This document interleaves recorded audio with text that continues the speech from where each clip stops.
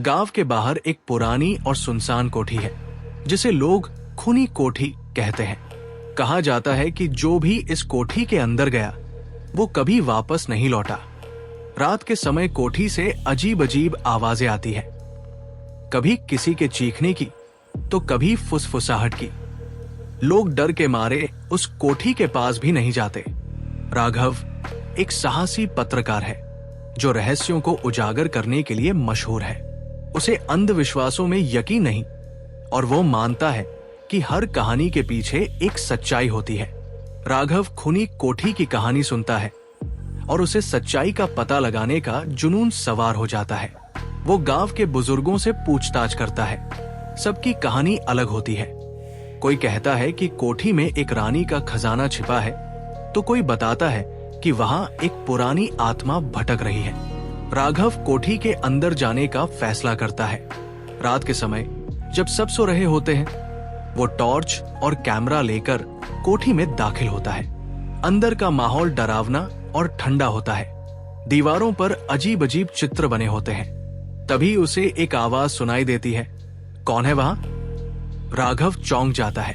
वो सोचता है कि कोई और भी यहां छिपा हो सकता है। वो आवाज की दिशा में बढ़ता है। अचानक राघव को एक पुरानी डायरी मिलती है। डायरी एक व्यक्ति की है जिसने कोठी में रहने वाले लोगों के खून का राज लिखा था। डायरी में लिखा था कि इस कोठी का मालिक एक पागल वैज्ञानिक था जो अमरता पाने के लिए लोगों पर प्रयोग करता था। जैसे ही राघव डायरी पढ़ता है, कोठी की खिड़कियां अपने आप खुलने लगती है। तेज हवा चलने लगती है और उसे किसी के चलने की आवाज सुनाई देती है। राघव कोठी के तहखाने में पहुंचता है जहां उसे कई कंकाल मिलते हैं। तभी एक परछाई उसके सामने आ जाती है। वो परछाई उससे पूछती है, तुम यहां क्यों आए हो? राघव डर के बावजूद जवाब देता है कि वो सच उजागर करने आया है। परछाई उसे बताती है कि जो भी कोठी के राज को जान लेता है वो कभी जिंदा नहीं बचता।